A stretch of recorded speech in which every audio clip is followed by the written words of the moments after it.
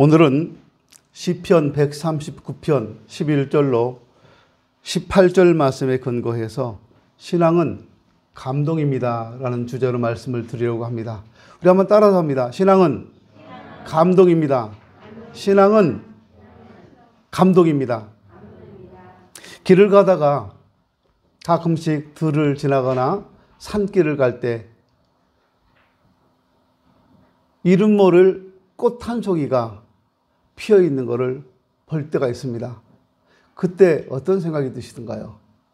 얘 뭐야? 얘가 왜 폈어? 그래요? 사람들이 그렇게 많이 밟고 다니는 그 길인데도 거기서 꽃이 조그만 꽃이 피어나요. 너무 예쁘지 않던가요? 저는 경상북도 영덕에 갔을 때 바닷가에서 바위가 많이 있는데 그 바위 틈에서, 바닷가 바위 틈에서 조그만 꽃이 빨갛게 피어나는 걸 봤어요. 너무 예뻐서 제가 그 꽃을 보면서요, 와, 진짜 예쁘다고 그러니까 같이 간 분들이 빨리 와요. 그래서 빨리 갔어요. 어떠세요, 여러분? 작은 꽃 한 송이를 보면서 참 예쁘다라고 감탄할 수 있는 사람, 그 사람은 행복한 사람입니다. 아직 감성이 메마르지 않았어요. 충분히 행복할 수 있는 사람이고 지금도 행복하다고 말할 수 있습니다. 신앙도 마찬가지입니다. 기쁘게 신앙생활을 하는 분이 있는가 하면 기쁨을 다 잊어버리고 습관적으로 신앙생활을 하는 분도 있고 마지못해 억지로 끌려오는 것처럼 신앙생활을 하는 분도 있습니다. 눈에 보여요. 여러분 제가 모르는 것 같으죠? 이름 부르라고 하면 제가요 다 불러낼 수 있어요. 여기서. 여러분은 어느 쪽이세요? 행복하고 기쁘게 신앙생활을 하는 사람들의 특징은 감사가 있고 감격이 있고 감탄이 있다는 겁니다. 와, 꽃이 진짜 예쁘다. 와, 장식이 예쁘게 됐다. 우와, 성탄절 추리가 예쁘게 됐다. 예쁜가요? 지금 예라고 대답한 분이 있고 대답도 안 한 분이 있죠. 예. 어떤 조건을 따지고 냉철하게 사고하는 사람에게는 감탄할 일이 별로 없어요. 그러나 마음이 풍요로운 사람, 감성이 풍부한 사람은 감격도 많이 하고 이런 사람은 마음이 행복해요. 작은 찻잔에 담긴 커피 한 잔에도 감사하고 기뻐하고 이게 행복 아닙니까? 쉽게 말하면 감동을 잘하는 사람이 행복한 사람이고 감동을 잘하는 사람이 신앙생활도 잘한다 그 말입니다. 그 생텍쥐베리라고 하는 사람이 쓴 동화에 어린 왕자라는 동화가 있는데 이 동화에 보면 감동을 잃어버린 사람들, 이 어른들을 향해서 어른들은 숫자를 좋아한다는 말로 비판을 하고 있습니다. 예를 들어서 초등학교 다니는 아들이 있는데 아들이 친구를 데리고 왔어요, 집에. 그 어른들은 이 아이에게 뭘 물어봅니까? 내 아들 친구가, 1학년짜리 아들 친구가 우리 집에 왔어요. 그 아이한테 너는 무슨 색깔을 좋아하니? 어떤 음식을 좋아하니? 너는 어떤 때가 제일 기분이 좋아? 우리 집에서 어떻게 놀고 싶어? 내 아들이랑 어떻게 친구가 됐어? 내 아들을 좋아해? 이런 거 하나도 안 물어보시잖아요. 너 어디 사니? 니네 집 아파트야? 빌라야? 아파트 몇 평이야? 그런 거 묻잖아요. 니네 아빠 차는 뭐야? 니네 아빠 잘생겼어? 키 커? 이런 거 묻잖아요.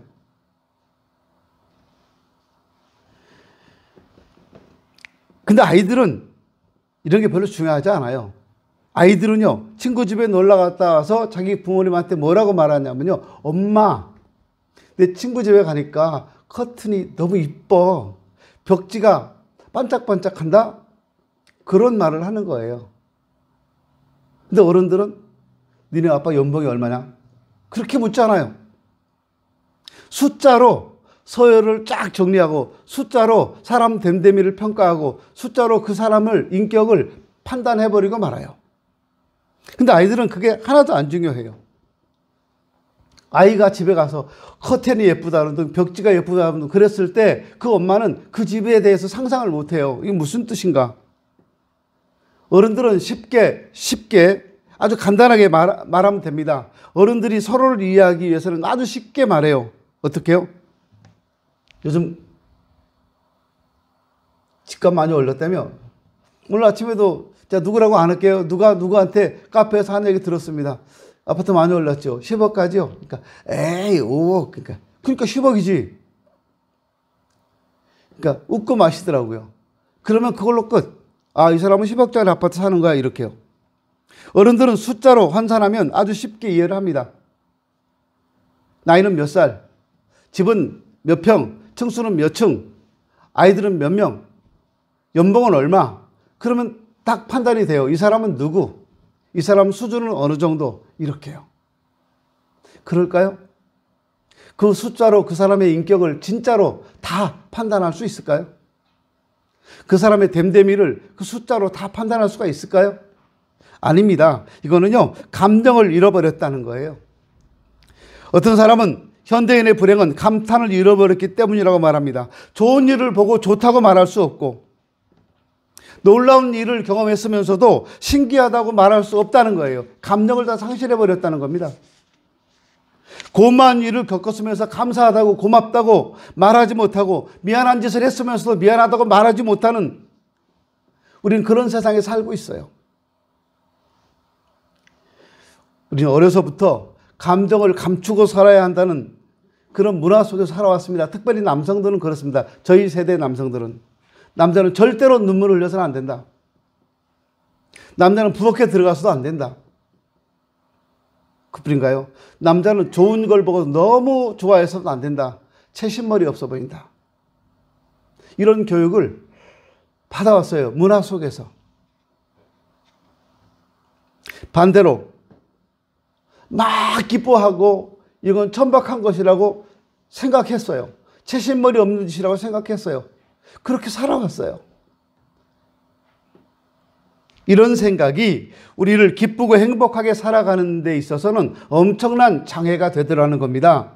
기쁘면 기쁜 감정을 느껴야 되고, 또한 기쁜 얼굴을 해야 되고, 기쁘다고 표현해야 되잖아요. 슬프면 슬픈 감정을 느껴야 되고, 슬프다는 걸 감추려고 그렇게 하지 말아야 돼요. 슬프면 슬프고, 눈물 나면 눈물 흘리고, 그러면 되는 거잖아요.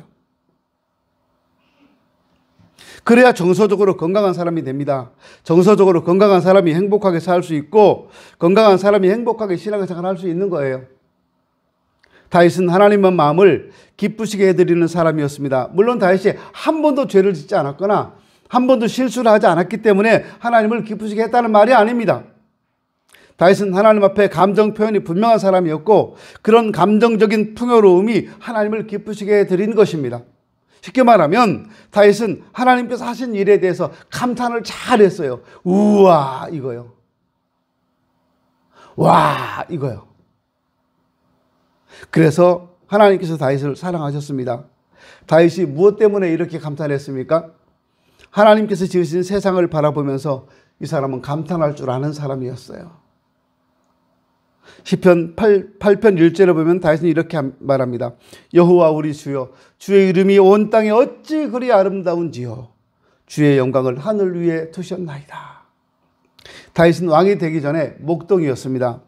양을 데리고 산과 들을 헤매다가 저녁이 되면 양들과 함께 누워서 잠을 자고, 들판에 누워서 잠을 자고 했어요. 그때 누워서 하늘을 보니까 별이 많이 떴어요.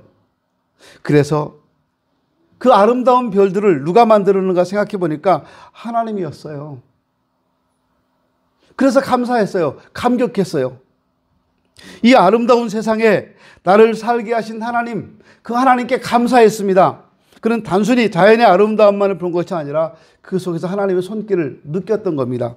그래서 시편 8편 3절에서도 그는 이런 노래를 합니다. 주의 손가락으로 만드신 주의 하늘과 주의 베풀어 두신 달과 별들을 내가 봅니다. 그런데 아름답습니다. 해외 가면 유명한 관광지들이 있고요. 아름다운 경치가 있는 곳이 있어요. 한국 사람들은 가면 아무 소리 안 하고 카메라 가지고 사진부터 찍어요. 아, 비켜. 사진 찍게. 그리고 사진부터 찍어요. 사진 다 찍으면 사진 찍었으니까 가자. 그리고 와요. 그리고 그 경치는 언제 봐요? 집에 와서 사진으로 감상해요. 근데 그 유럽 사람들은 보면 사진 안 찍고요. 거기 서서 제일 먼저 뭐라고 그래요? 브라보! 원더풀 이거 해요. 비우티풀 이거 막 해요. 그 사람들이요. 예쁘다고. 와우 막 하고요. 사진 찍으라고 그러는데 안 비켜주고 막 혼자 이렇게 해요. 혼자 느끼는 거예요, 그걸. 근데 한국 사람들은 그거 안 해요. 아이씨, 사진 찍어야 되는데. 헬로우, 헤이. 이 비키라고 그래요. 사진 찍겠다고. 집에 와서 그 사진 보면서, 와, 멋있었다. 나중에 그 사진만 보면 어딘지 몰라요. 내 얼굴이 안 들어가 있으면 내가 거기 갔다 왔는지도 몰라요. 다윗은 아름다운 자연 속에서 하나님의 임재를 느꼈습니다. 하나님께서 주의 손가락으로 하나하나 만드신 것 같은 감동을 느꼈습니다. 그 아름다움이 온 땅에 가득한 것 같은, 그래서 가슴 가득 감동을 느끼고 감탄하고 하나님께 찬양을 했어요. 시편에 나오는 다윗의 많은 시들이 바로 그런 자연 속에서 하나님의 손길을 느끼며 쓰여진 것입니다. 우리는 하나님께서 만들어 놓으신 이 세상을 바라보면서 다윗과 같은 감동을 느낀 적이 있는지 모르겠어요. 여러분도 하늘이 아름답다, 별이 아름답다, 그걸 느껴보신 적이 있으세요? 대부분 이렇게 말씀합니다. 옛날에요. 어렸을 적에요. 시골에서요. 이렇게요. 현대를 사는 우리는 하늘을 쳐다보는 시간들조차도 잊고 살아갑니다. 하늘을 쳐다보는 게 여러분 언제였던지 한번 생각해 보세요. 하늘을 안 봐요. 볼 시간이 없어요. 하늘만 보고 가다 교통사고 당하니까. 하늘을 쳐다보는 시간조차 잃어버린 채 바쁘게 살다 보니까 이 세상이 얼마나 아름다운 곳인지조차도 모르고 살아갑니다. 내 아이들이 얼마나 소중하고 예쁜 아이들인지, 이 아이들을 통해서 하나님이 얼마나 놀랍게 역사하고 계시는지 우리 몰라요. 너무너무 힘들게 바쁘게 살아가니까 저녁 때 들어오면 아이들이 막 옵니다. 엄마, 아빠, 저리 가. 피곤해. 아빠 피곤해. 피곤하다. 이렇게 다 밀어내요. 그럼 엄마가 그래요. 아빠 일하고 오셔서 힘드시니까 귀찮게 하지 마. 아이는 지금 아빠한테 가고 싶은데 못 가게 해요. 그게 현대인들의 모습이에요. 여러분의 모습이에요. 안타까운 일이죠. 왜 우리는 이렇게 아름다운 세상에 살면서 아름다움을 느끼지 못한 채 살아가야 합니까? 우리가 사는 세상이 아름답지 않기 때문이 아니라 아름다움을 느낄 만한 마음의 여유를 잃어버렸기 때문에 그래요. 내 마음속에 아름다움을 잃어버렸기 때문에 아름다운 세상을 살아가면서도 아름다움을 보지 못하는 겁니다. 마음에 아름다움이 없으면 아무리 아름다운 모습을 보아도 아름답게 느껴지지가 않아요. 자동차를 타고 가다가 멋진 곳이 있으면 잠시 쉬어가는 여유도 있어야 되고 아름다운 경치를 감상하는 여유도 있으면 참 좋겠는데, 가끔 하늘을 쳐다보면서 하늘 위에 떠있는 구름을 보면서 아름다운 상상도 할 수 있으면 좋겠는데 우린 바쁘니까 그냥 지나가요. 옆에 앉아있는 사람이 와, 하늘 멋있다, 구름이 예쁘다 그러면 시끄러워, 운전하는데 방해되니까, 그리고 앞만 보고 갑니다. 등산할 때 산에 오르는 것만을 목표로 땀을 뻘뻘 흘리면서 앞을 향해 정상을 향해서만 가지 말고 가끔씩 쉬면서 시원한 바람도 느껴보고, 평소 무심결에 지나쳤던 등산로 옆에 자라고 있는 예쁜 꽃이나 풀들도 멋지다고 예쁘다고 말할 수 있는 그런 마음의 여유가 있으면 좋겠습니다. 우리는 돈이나 명예나 성공이나 출세가 아름다운 것으로 생각하며 살아갈 때가 참 많아요. 성공한 사람을 보면서 부러워하고 그들의 성공에 찬사를 보냅니다. 출세하고 돈 많이 번 사람에게 박수도 보냅니다. 그리고 나도 그렇게 되고 싶어 합니다. 너무 그런 세상적인 것들에 매료되어 버렸기 때문에 정말 하나님께서 우리에게 주신 것들 속에서 아름다운 것을 발견하지 못하고 살아가고 있어요. 여러분, 하나님께서 만드신 세상은 보면 볼수록 신기하고 아름답고 놀라운 세상이라는 것을 여러분 꼭 알아주셨으면 좋겠습니다. 정말 인생을 행복하게 살고 싶다면 우리 하나님께서 만드신 세상을 자주 바라보면서 하나님의 오묘하신 섭리를 느낄 수 있으면 좋겠어요. 하늘에 떠있는 별을 바라보면서 우리 마음에 감탄이 터져 나와야 되지 않을까요? 그 별들 속에서 그것을 만드신 하나님의 손가락, 그 손가락의 오묘하심을 느껴야 되지 않을까요? 북극성이라는 별이 있습니다. 여러분 북극성을 찾아낼 수 있을지 모르겠는데 별을 보면서요. 우리 세대는 다 아는데 요즘 세대는 모를 거예요. 북극성이 어디에 있는지도.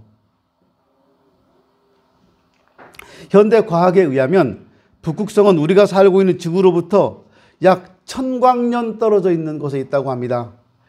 1광년은 빛의 속도로 1년을 달려가야지만 갈 수 있는 곳이 1광년이에요. 빛의 속도로. 얼마나 빠르겠습니까? 그렇게 1년을 가야지 1광년인데 1000광년이니까 1000년을 가야 되는 거예요. 빛의 속도로. 그렇게 먼 곳에 있는 별이 북극성이에요. 그러니까 우리가 어젯밤에 봤던 그 북극성을 봤다면 어젯밤에 봤던 그 북극성의 불빛은 1000년 전에 내보낸 불빛이라는 거예요. 별빛이라는 거예요. 그 북극성이라는 별에서 1000년 전에 보낸 별빛이 어젯밤 우리가 본 거예요. 1000년 동안 왔으니까. 우리 하늘에 떠 있는 별을 보면서 그 별이 거기 그대로 있고 지금도 반짝반짝한다고 생각하지 마세요. 어떤 건 1000년 전에, 어떤 건 10,000년 전에, 어떤 건 수백 년 전에 그때 깜빡깜빡했던 거예요. 물론 별이 깜빡이진 않지만 별에서 나온 별빛이 지금 우리 눈에 그렇게 보여지고 있다는 겁니다. 지구로부터 1000광년 떨어져 있다. 신비롭죠? 어떤 별은 지구로부터 150억 광년이나 떨어져 있는 별도 있다고 하고요. 우리 눈으로 볼 수 있는 별 가운데 가장 먼 별은 40억 광년 떨어져 있는 별을 눈으로 관측할 수 있다고 합니다. 그러니까 40억 년 전에 반짝반짝했던 그 별빛을 지금 우리가 보고 있다는 거잖아요. 그걸 누가 만드셨습니까? 하나님께서 만드신 겁니다. 이거는요, 어마어마하다는 말로는 표현이 안 되는 거예요. 아름답다, 예쁘다라는 말로는 표현이 안 되는 거예요. 기가 막히다! 이 말로 표현이 될까요? 근데 하나님은 그런 엄청난 것만 만드신 것이 아니라 작은 것까지도 다 만드셨습니다. 그걸 바라볼 때 하나님께서 만드셨다는 걸 생각할 때 감탄이 나올 수밖에 없고 감격할 수밖에 없었다는 거예요. 다윗을 감탄하게 만들었던 또 하나가 있습니다. 그건 바로 자기 자신이었어요. 다윗은 하나님께서 자신을 만드신 것을 오늘 본문 14절에서 이렇게 표현합니다. 심히 기묘하심이라. 심히 기묘하다는 말은 너무 놀라서 두려워 떨릴 지경이라는 말이에요. 본문 11절에서 이렇게 말합니다. 혹시 내가 말하기를 흑암이 반드시 나를 덮고 나를 두른 빛은 밤이 되리라 할지라도. 이 말씀은 앞에 드린 다윗이 양을 칠 때와 연관되어 생각해야 될 말씀인데요. 넓은 사막 들판에서 양을 재울 때 같이 양과 함께 누워서 하늘을 바라봅니다. 깜깜한 밤하늘에 별들이 초롱초롱 빛납니다. 먼 데서 사나운 들짐승의 소리가 들려옵니다. 저 사나운 들짐승이 나한테 막 우리 양이 있는 데로 뛰어와가지고 양을 물어가면 어떡하나? 나는 저 짐승과 어떻게 싸워야 되나? 이런 두려운 마음도 생겼을 거예요. 그 순간 다윗은 나를 지으신 하나님을 생각합니다. 저렇게 맑고 아름다운 달과 별을 주신 하나님은 사납게 울부짖는 들짐승에 비할 수 없이 크신 분이신데 그 들짐승조차도 만드신 분이 하나님이라는 거예요. 그리고 그 들짐승도 하나님의 다스리심을 받고 있더라는 겁니다. 그러니까 나는 하나님 앞에 얼마나 미약한 존재인가. 그런 생각을 하니까 하나님의 위대하심이 너무너무 크고 그 위대하심이 너무너무 위대하더라는 거예요. 그리고 하나님께서 나를 만드셨다고 생각하니까 놀라웠어요. 들짐승의 울부짖는 소리 때문에 두려운 것이 아니라 하나님께서 이런 우주 가운데서 나를 만드시고 지금도 들판이지만 산속이지만 나를 지켜주고 계신다는 생각하니까 그게 신비롭고 그게 두렵고 그게 놀라웠다는 거예요. 그래서 다윗은 말합니다. 나를 지으심이 심히 기묘하심이라. 별이 반짝반짝 빛나는 깜깜한 밤하늘 아래서 다윗은 자신을 깊이 묵상해 보았습니다. 그랬더니 자신이 어머니 뱃속에 잉태될 때부터 하나님께서 자신을 만드셨다는 사실을 깨닫게 되었습니다. 나는 자연이 만들어져서 이 땅에 태어난 존재가 아니라 천지를 창조하신 그 하나님의 손가락에 의해서 그 손이 어머니 뱃속에서부터 나를 만드시고 여기에 이르도록 하셨다는 겁니다. 다윗만 그랬겠습니까? 여기 계신 여러분 모두가 다 하나님이 그렇게 만드셔서 여기까지 오게 하셨다는 사실을 믿으셔야 합니다. 그래서 그는 13절에서 고백합니다. 주께서 내 내장을 지으시며 나의 모태에서 나를 만드셨나이다. 내가 나를 알지 못할 그때부터 하나님께서 나를 지으셨고 만드셨다는 겁니다. 광활한 사막에 누워있는 자신은 정말 초라하고 작은 존재에 불과하지만 하나님께서 나를 만드셨다고 생각하니까 놀라운 일이고 신비로운 일이었다는 거예요. 그뿐입니까? 하나님께서 내 삶도 만드셨다는 겁니다. 내가 양떼를 몰고 이곳저곳 헤맬 때에도 하나님께서는 가장 적절한 때 필요한 것을 공급해 주셨습니다. 매일매일 매 순간 하나님께서 나를 인도하시고 지켜주셨다는 겁니다. 이것이 다윗의 신앙이고 다윗의 고백이었습니다. 다윗만이겠습니까? 우리는 아닙니까? 내가 직장 생활을 하고 내가 결혼을 하고 가정을 이루고 사람을 만나는 거 모두 다 하나님께서 하셨다는 생각은 안 하십니까? 내가 사업을 시작할 수 있도록 하셨고 내 사업을 키워가시고 여러 사람을 만나게 해주시고 사업에 성공하게 해주시고 그거 다 하나님이 하셨다는 생각 안 하십니까? 하나님이 하신 겁니다. 다 하나님이 하신 겁니다. 그 제가 수도 없이 여러분들에게 강조하고 또 강조했던 것들이 있고 우리 청년들에게도 수도 없이 강조하고 강조했던 것들이 있어요. 진짜 행복하게 살고 싶으냐? 진짜 아름답게 살고 싶으냐? 그러면 예수 잘 믿는 사람하고 결혼해라. 그 얘기를 수도 없이 했어요. 젊을 땐 그걸 몰라요. 예수 안 믿는 사람들이 멋있어 보이죠. 술도 한 잔 탁 하고 와인도 한 잔 멋지게 하고 빵빵 터뜨리고 한 잔해서 짱 부딪혀서 마시고 좋아 보이죠. 근데 결혼해 보세요. 그게 좋은가? 결혼 전에는 멋져 보이고 그러는데 결혼해서 맨날 술만 먹고 들어보뇨. 친구들 데리고 와서 술장 차리라고 하면요. 그것도 한두 번이지. 진짜 아름답게 살고 싶다면 먼저 하나님을 바라보셔야 합니다. 하나님께서 나를 만드셔서 여기까지 오게 하셨는데 그럼 내가 어떻게 살아야 되겠습니까? 먼저 하나님께 물으셔야 돼요. 그게 행복한 삶의 시작이에요. 그게 안 되면 살아가는 평생 힘들게 살아요. 진짜 힘들게 사는 거예요. 정말 많이 기도해야 되는 거고요. 여러분 이 얘기 무시하지 마세요. 지금도 마찬가지입니다. 이미 결혼해서 가정을 가신 여러분들도요. 진짜 기도 많이 하셔야 되고 하나님 앞에 서셔야 돼요. 그래야지 가정이 행복해지고 자녀들이 행복하게 살 수 있어요.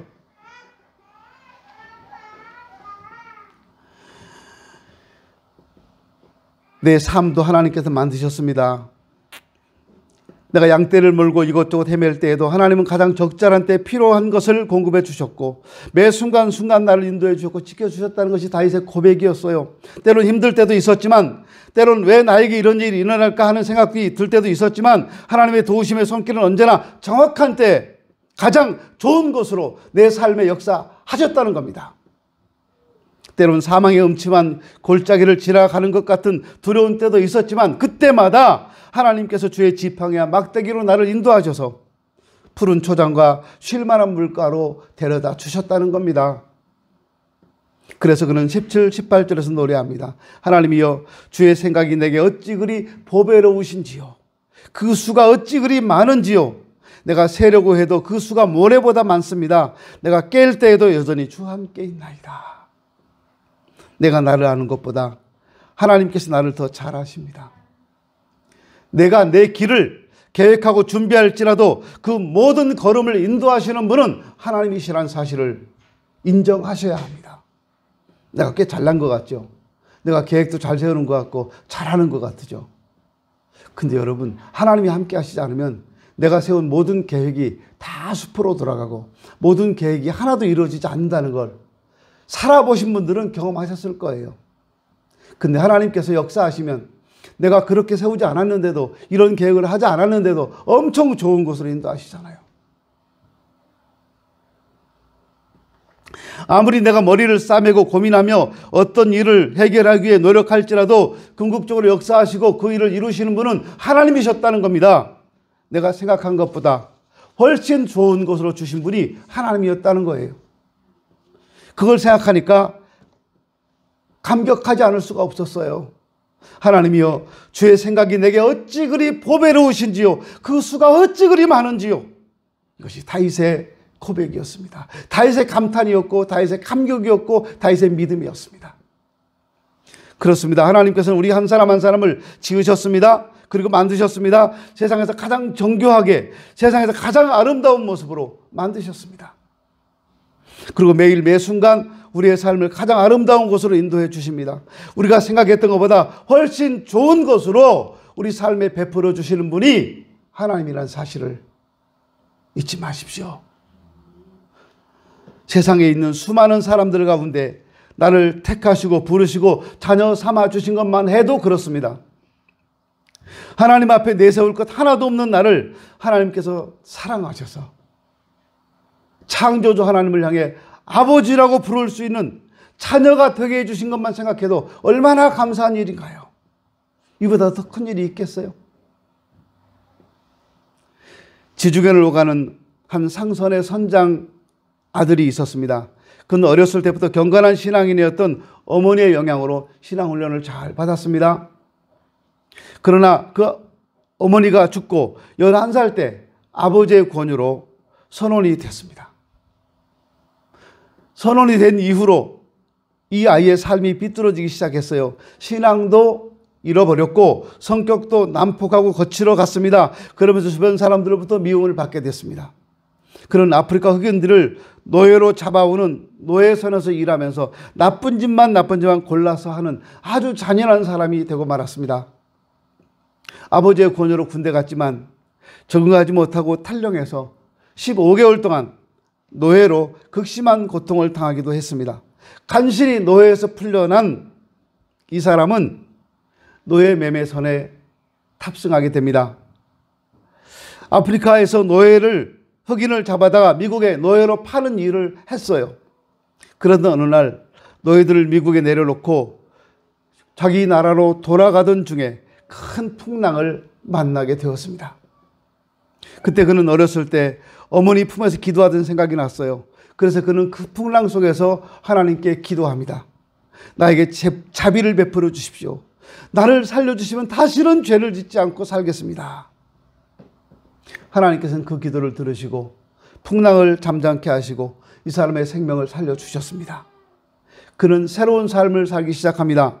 지금까지 모든 생활을 정리하고 노예선에서 내렸고 노예 상인에서도 아니고 신학을 공부했습니다. 그렇게 해서 목사가 되었습니다. 그런 말씀을 전하면 전할수록 자기에게 베풀어 주신 하나님의 사랑이 가슴 가득 가슴이 저리도록 느껴져 왔어요.